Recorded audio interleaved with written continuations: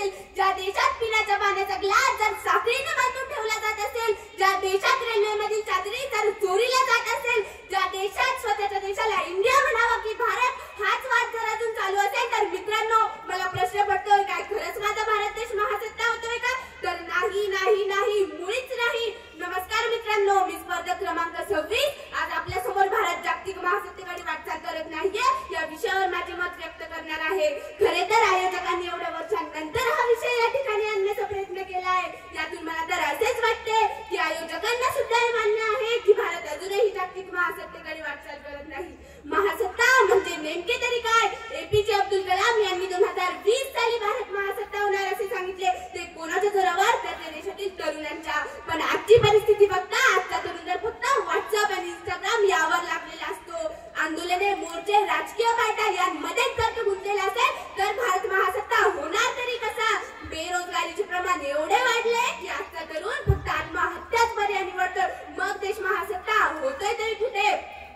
आजची तरुण पिढी शिक्षणाला महत्त्व न देता स्वतःच्या बापाला महत्त्व न देता दादा, भैया, बापूसाहेब यांच्या पाठीमागे जात आहे. गौतमी पाटीलच्या कार्यक्रमाला हजारोने गर्दी करत आहे. आणि माझ्या छत्रपती शिवाजी महाराजांच्या काळात तर स्त्रिया वाचवल्या जायच्या, पण त्याच देशात आज स्त्रिया नाचवल्या जात आहे. अरे कुठे नेऊन ठेवलाय माझा भारत देश? फेसबुकवर ज्याचे 1000 मित्र, फेसबुकवर ज्याचे 1000 मित्र, त्याला गल्लीत विचारत नाही काळा कुत्रा. शेती विकली बापाची आणि गाडी घेतली आपाची.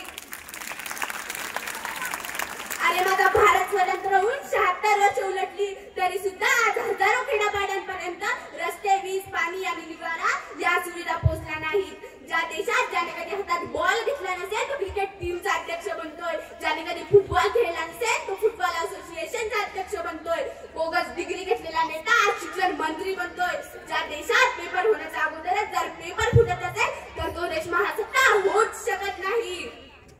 ज्या देशात मंदिरे सोन्याची मात्र शाळेला साधा पत्र सुद्धा नाही, शाळा बंद करून देशी दारूंच्या दुकानांना सर्रास परवानगी दिली जाते, शाळांचे खासगीकरण करून त्या उद्योगपतींसाठी चालवण्यास दिल्या जातात. मग मला प्रश्न पडतोय, काय खरंच माझा भारत देश महासत्ता होतोय काय?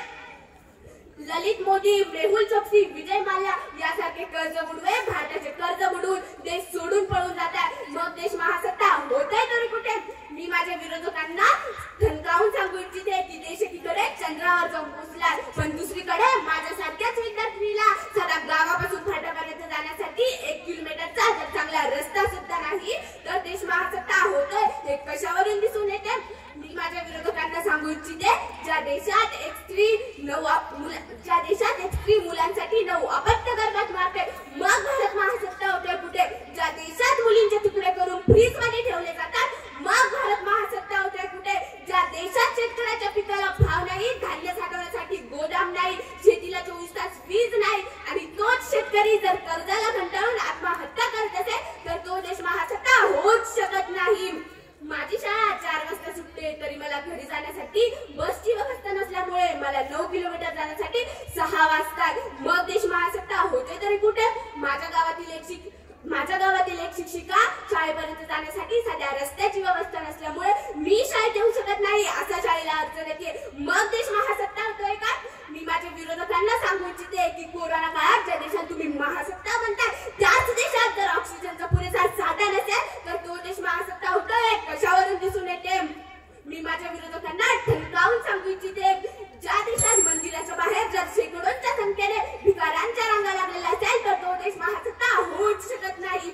G20 जेव्हा दिल्ली येते सर्व देशांची बैठक घेतली जाते तेव्हा देशाची गरिबी लपवण्यासाठी झोपडपट्ट्या कापडांनी झाकल्या जातात. मग जर देशाची गरिबी झाकल्याने देश महासत्ता होणार असेल तर मला हे मुळीच मान्य नाही. कायद्याचे रक्षण करणारे पोलीस आज त्यांच्याकडे स्वरक्षणासाठी बुलेट प्रूफ जॅकेटही नाहीये, फक्त एक लाकडी दंडा घेऊन ती त्यांची ड्युटी पूर्ण करतात. मग देश महासत्ता होतो हे कशावरून दिसून येते? आज सरकारला फ्री राशन देण्याची वेळ येत आहे. पेट्रोल, डिझेल, गॅसचे दर वाढले की जनता लगेच रस्त्यावर उतरते. मग देश महासत्ता होतोय तरी कुठे? भारतामध्ये अजूनही अनेक विनाअनुदानित शिक्षक हक्काच्या पगारासाठी लढतात, अनेक तर तसेच रिटायर झाले व मरण पावले. जर भारतातील शिक्षकांना त्यांच्या हक्काचा पगारही मिळत नसेल तर तो देश महासत्ता होऊच शकत नाही. माझाच बंगला, माझीच गाडी आणि माझ्याच बायकोची लाल लाल साडी असे म्हणणारे आमदार खासदार आज त्यांचा